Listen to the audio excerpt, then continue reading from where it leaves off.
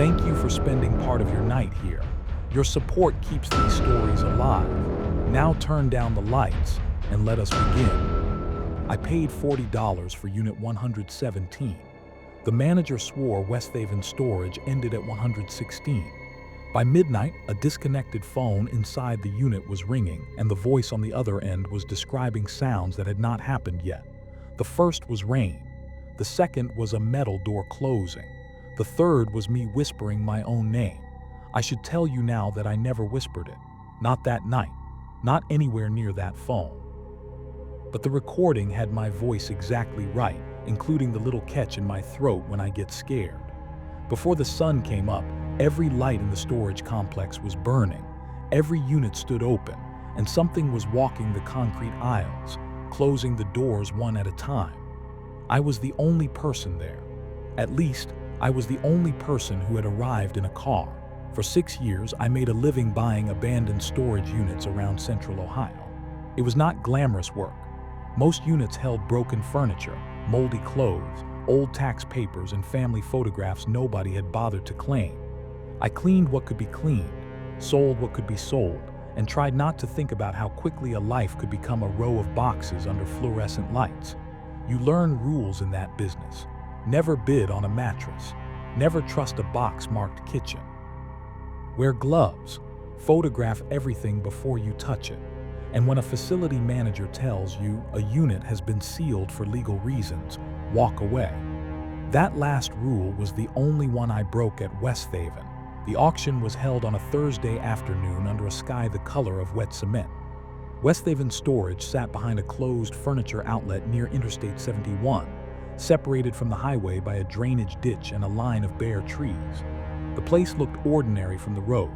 6 long buildings, orange roll-up doors, security cameras, and a small office with faded blue trim.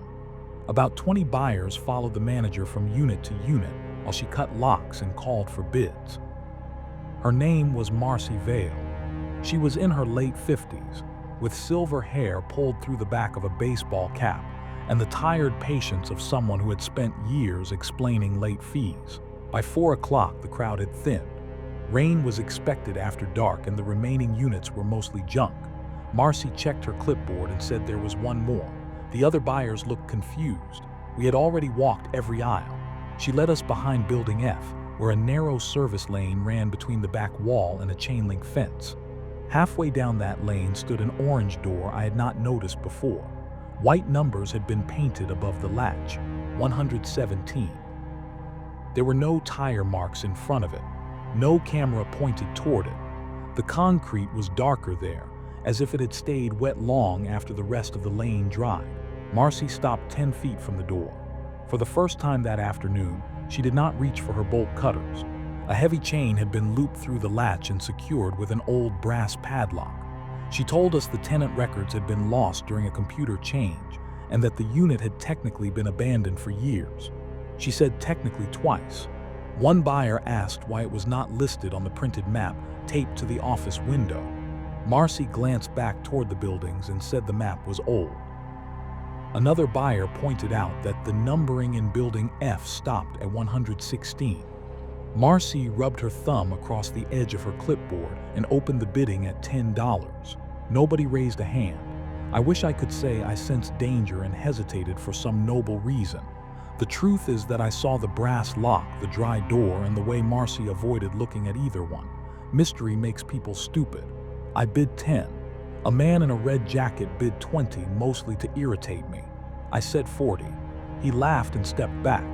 Marcy announced the sale without counting down.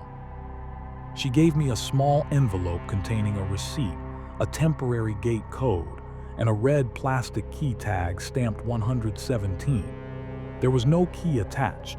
When I asked about the chain, she said she would bring the cutters after the other buyers left. At 5:20, the last pickup rolled through the gate.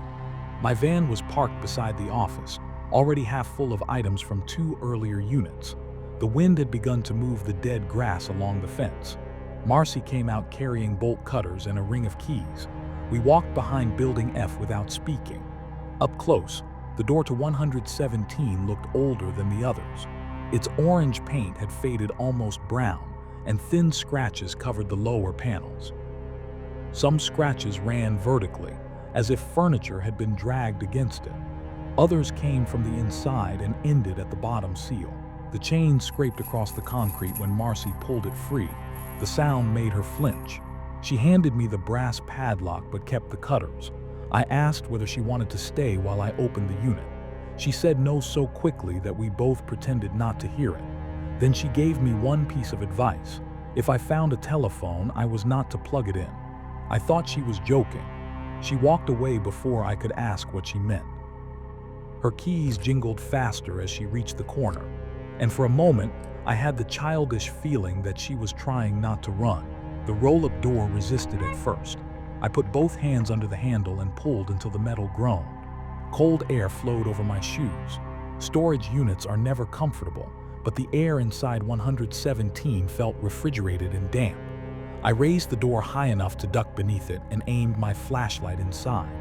The unit was larger than it should have been. Building F used 10 by 20 rooms. I knew that because I had bought one earlier.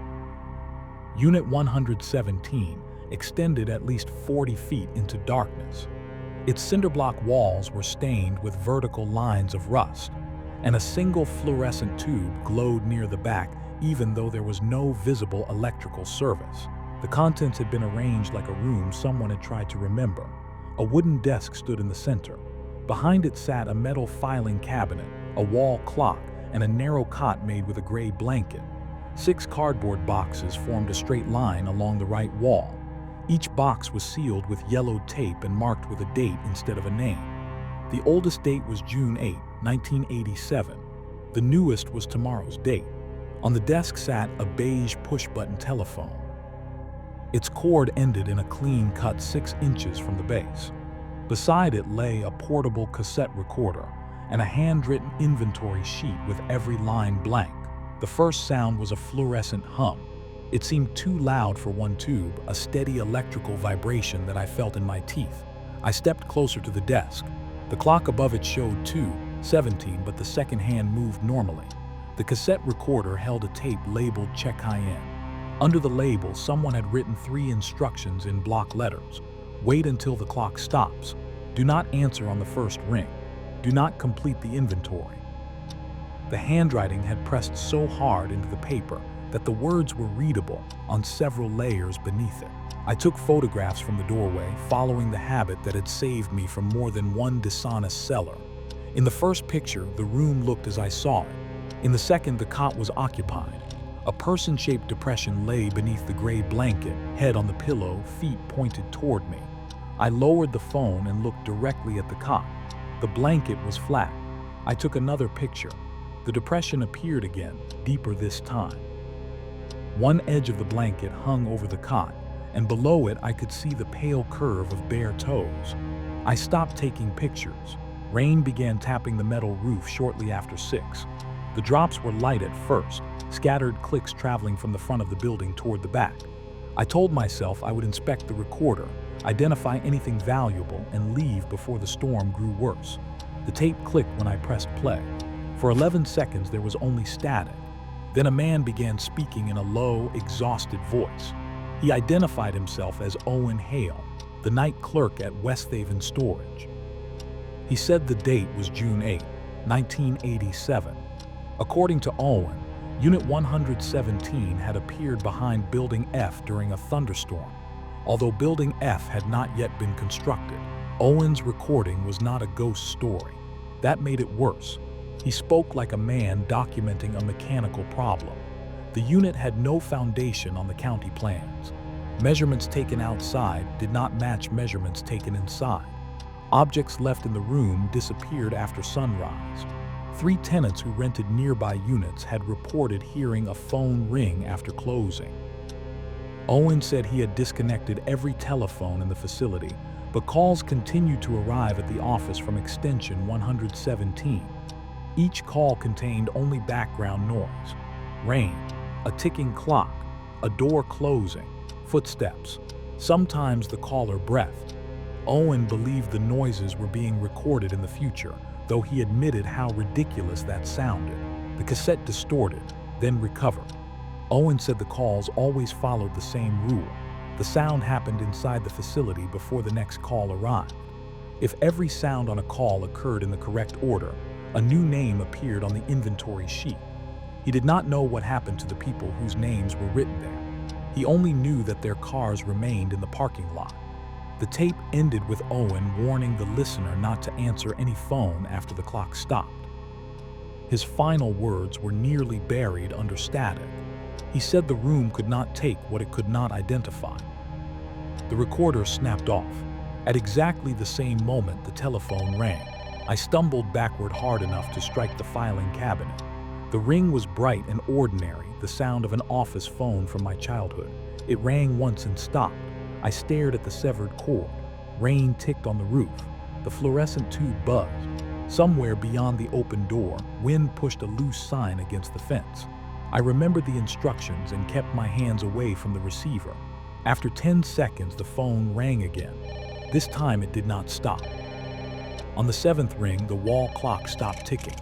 The second hand froze at 2:17, although my phone said 6:14 in the evening. The silence after that tiny mechanical sound vanished was enormous. I reached for the recorder instead of the telephone, intending to rewind Owen's warning. Before my fingers touched it, the receiver lifted by itself. It rose less than an inch, tilted, and settled crookedly against the cradle. A voice leaked from the earpiece. At first, I thought it was Owen. Then I recognized my own breathing. I did not pick up the phone. I leaned close enough to hear. The recording on the line began with rain.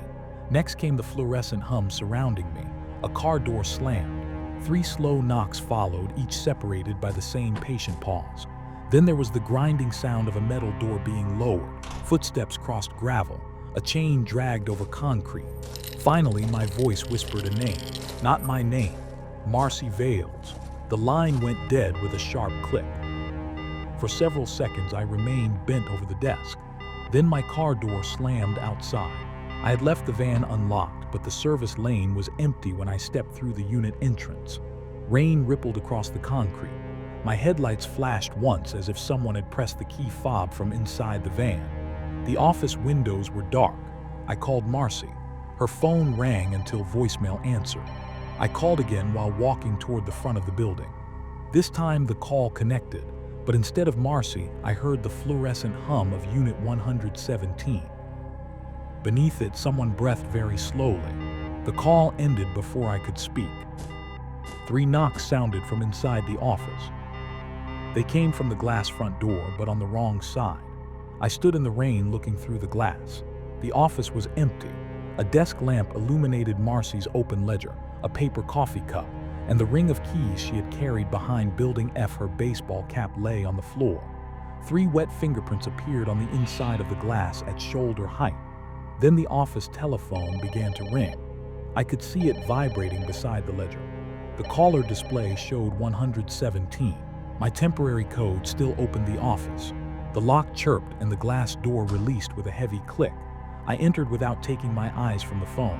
It stopped ringing. On the wall behind Marcy's desk hung the facility map.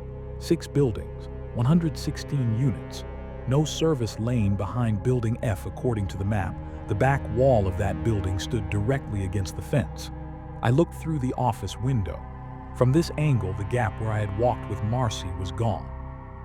Building F ended in a flat wall of rain-dark cinder block. Marcy's ledger was open to a page dated June 8, 1987, the same date as Owen's tape. The entries listed 12 occupied units and 1 vacant office apartment. At the bottom of the page, in different ink, someone had written Unit 117, Owen Hale. Below that were more names, added years apart. Every name had a date beside it. The final line had been written so recently that the ink still shone. Unit 117, Marcy Vale. Today's date followed her name. The office intercom crackled above me. Marcy's voice asked whether I had finished the inventory. It sounded calm, almost bored. I turned toward the speaker. The little red transmit light was off. Her voice repeated the question, but the second version came slower, with the spaces between words stretched unnaturally. A third version spoke from the dark hallway behind the office. I grabbed the ring of keys and backed toward the entrance. The The glass door slammed shut before I reached it. Every fluorescent light in Westhaven storage turned on at once. Through the windows, I saw the aisles flooded with hard white light. One orange door stood open in each building. The open units were black inside.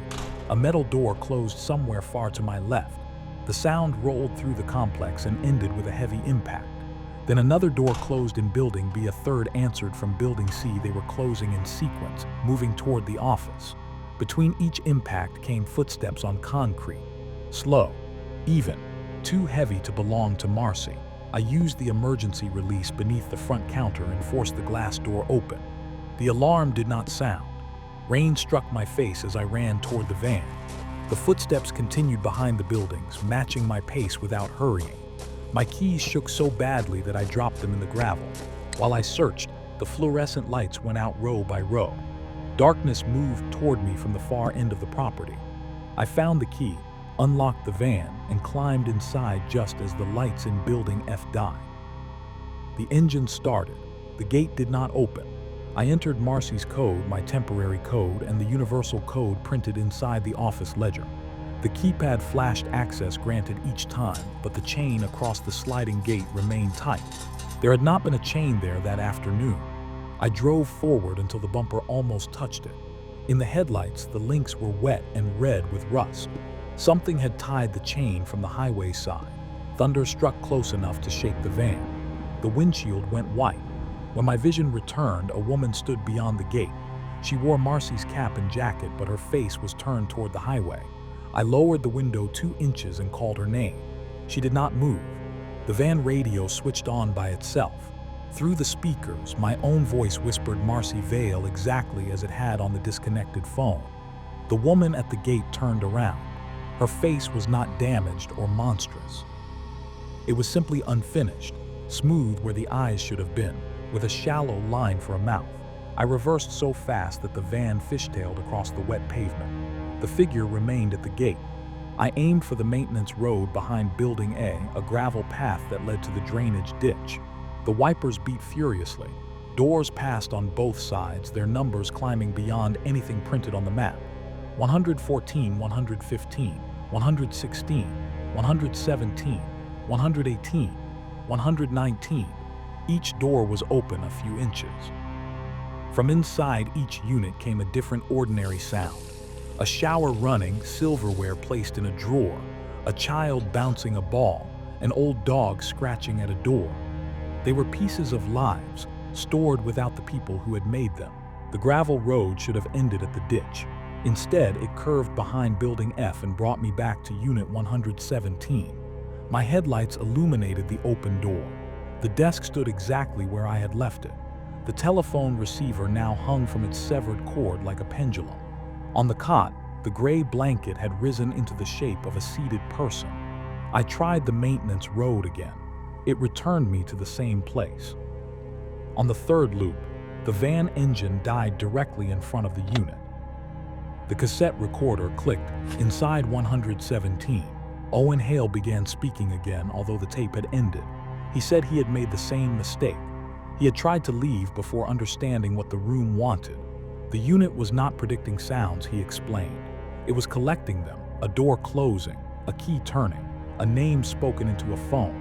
Small noises that proved a person had occupied a particular place at a particular time. Once the room gathered enough proof, it could file that person away. Their belongings remained. Their routines remained. Sometimes their voices remained.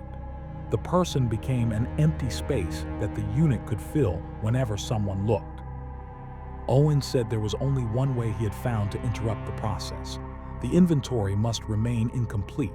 One object had to leave the unit without being named, photographed, or described. He had tried to carry out the telephone, but it rang before he reached the door. When he answered, he gave the clerk's greeting and identified himself. The room learned his name. His recording ended with 3 heavy knocks from beneath the cot. 3 knocks sounded beneath the cot. I stood at the threshold, rain running from my coat, and watched the blanket settle. Something moved under the bed frame, not out from beneath it, along its underside as if crawling upside down. Fingernails dragged across metal. I remembered the 6 boxes lined against the wall. If Owen was right, one of them had to leave undescribed. The newest box was marked with tomorrow's date. It seemed the obvious choice, which meant it was probably the one the room wanted me to choose. The first 5 boxes contained ordinary evidence. A motel key attached to a green plastic diamond. A woman's wristwatch stopped at 2:17. A cassette tape warped by heat.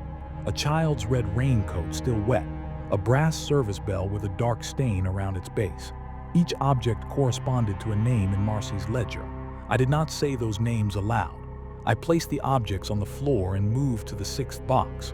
My phone began ringing in my coat pocket. The display showed my own number. I answered without speaking. On the line, I heard myself opening the 6th box. Tape tore. Cardboard folded back. My breathing quickened. Then my recorded voice described what was inside: a framed photograph of my apartment, the red chair beside my window, and the storage auction receipt lying on my kitchen table. The recording continued into silence. Somewhere far away, a bell rang once. The call had shown me the sequence the room still needed. It needed me to open the box, identify my home, and hear the bell. I left the 6th box sealed. The fluorescent tube flickered. All around the facility, orange doors began slamming shut. The impacts accelerated, dozens of them, then hundreds, approaching like a train passing through the dark. The filing cabinet behind me burst open. Paper spun across the floor. Every page was an inventory sheet. Every sheet carried a different name, date, and list of sounds. At the bottom of the newest page, the room had already typed the location of my apartment. The final line waited blank after the words occupant name. The unfinished figure stepped into the doorway behind me wearing Marcy's clothes. Its wet shoes made no sound. That silence told me what it was. The room had Marcy's jacket, her posture, and her voice, but it had not collected her footsteps. Not yet. I grabbed the sealed 6th box and ran past it. The figure reached for me a moment too late. Its fingers closed on my coat, and the fabric tore from shoulder to waist. I carried the box into the rain without looking back. Footsteps erupted behind me as soon as the figure touched the concrete. Now the room had them. Hard-soled shoes struck the pavement at exactly the rhythm I had heard on the first call. I ran between the buildings. The aisle stretched longer with every step. Fluorescent tubes awakened overhead, each one revealing another 100 feet of orange doors. The box grew heavier against my chest. Something inside shifted with the weight of a framed picture. My phone rang again and again in my pocket. I let it ring. At the end of Building C, I found a maintenance door marked Pump Access. One of Marcy's keys opened it. I descended a concrete stairwell while the footsteps entered the building behind me. Water dripped from pipes. The air smelled of rust and flooded earth. At the bottom, a narrow service tunnel ran beneath the facility toward the highway ditch. The tunnel was too low to stand upright. I pushed the box ahead of me and crawled. The lights failed halfway through. I used my phone flashlight and tried not to listen to the movement behind me. The unfinished figure no longer walked. It crawled along the ceiling, metal pipes ringing softly beneath its weight. My own breathing filled the tunnel. A heartbeat thudded in my ears, slow at first, then faster. Water rose over my wrists. The box softened where it touched the floor and the tape began to peel. One corner opened. Inside, I saw the edge of a frame and part of a photograph. It showed a dark room lit by a phone screen. For one terrible second, I thought it was my apartment. Then I noticed the low ceiling and the rusted pipes. The photograph showed the tunnel I was in. It showed me crawling with the box. Behind me, the unfinished figure filled the entire passage, its smooth face inches from my shoes. The photograph was not evidence from my future. It was a view from something already in the tunnel. I turned off the flashlight. The footsteps stopped. The crawling stopped. In total darkness, the room lost the last piece of proof it needed, an image. I pushed the box forward by touch. The cardboard collapsed and the frame slid into the water, but I did not describe it. I did not look. The phone in my pocket rang once, twice. On the third ring, something whispered beside my ear using Marcy's voice. It asked me to finish the inventory. I kept crawling. My hand struck a metal grate. I found the latch and pulled, but a chain had been wrapped around the other side. I could hear highway traffic beyond it, tires hissing over wet pavement. The ordinary sound nearly broke me. I reached through the bars, found the loose end of the chain, and pulled until the links scraped across concrete. Behind me, the figure began moving again. It no longer needed light. It followed the sound of the chain. The grate opened just wide enough for the box. I shoved it into the drainage ditch, then squeezed through after it. Mud closed over my elbows and knees. Rain poured down the embankment. The chain snapped tight behind me as something struck the grate. I climbed toward the highway, leaving the unopened box in the weeds. Halfway up the slope, a brass service bell rang inside it. Once, I froze. The final sound from the call had happened. The phone in my pocket stopped ringing. All the lights at Westhaven storage went dark. For a moment, there was no rain, no traffic, no wind. The world held its breath. Then every telephone in the facility began ringing at once. Hundreds of old mechanical bells sounded beneath the storm, some close, some impossibly deep underground. The ditch water trembled around my hands. A metal door rolled shut behind the buildings with a long, grinding scream. I ran to the highway without the box. A truck driver found me walking along the shoulder 2 miles north of Westhaven. I had no coat, one shoe, and a phone that would not turn on. County deputies searched the property before sunrise. They found my van parked beside the office with the driver's door open. They found Marcy's coffee, her cap, and the auction ledger. They did not find Marcy. Behind Building F, the wall stood directly against the fence. There was no service lane and no Unit 117. The maintenance tunnel ended beneath the office in a solid concrete wall poured. When the facility was built, the deputies also found the sealed box in the drainage ditch. I refused to open it. They did it at the station while I waited in another room. Later, one deputy told me the box contained a broken picture frame, a blank sheet of photographic paper, and a brass service bell. He rang the bell as a joke. That night, he disappeared from his house. His wife said she woke at 2:17 and heard him answering a telephone in the kitchen, even though they had not owned a landline in 12 years. Westhaven storage closed the following week. The property owner blamed structural problems and canceled every tenant's contract. When crews arrived to empty the units, they found them already open. Nothing had been stolen. Instead, every box, chair, tool, photograph, and piece of clothing had been placed in a single straight line facing Building F. The line began at Unit 1 and ended at a patch of damp concrete behind the fence. At the end lay a red plastic key tag stamped 117. I stopped buying storage units. I moved out of my apartment and left most of my belongings behind. For months, nothing happened. Then a padded envelope arrived with no return address. Inside was Owen Hale's cassette. I had watched it sink beneath the filing cabinet papers, but there it was, dry and rewound. The label no longer said check in. It said checkout. I kept it in a locked drawer for 3 days before curiosity defeated me again. The new recording contained my voice telling this story. It began with the $40 bid and continued through every detail I have just told you. The pauses were the same. The breaths were the same. Even the words I almost changed were recorded exactly as I finally spoke them. I listened until I reached the part about the padded envelope. Then the recording moved ahead of me. My voice said that when the story ended, a telephone would ring in the room where the listener sat.